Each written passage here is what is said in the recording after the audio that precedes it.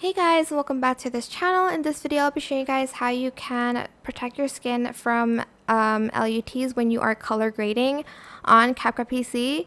So for instance, there's this video right here and I want to protect her skin from the LUT.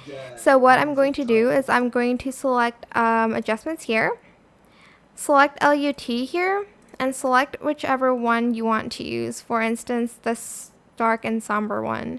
And as you can see, it affects her face and skin, and I don't want that, so I'm just going to enable skin protection. And as you can see, the skin won't be affected by the LUT, and it's going to be like that for everything, like for every LUT you choose. Even the black and white one, it will protect your skin from it.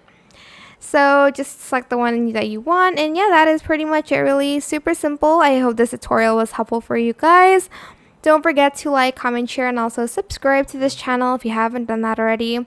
If you have any more questions, just leave it in the comment section down below. I will try my best to answer them all for you guys.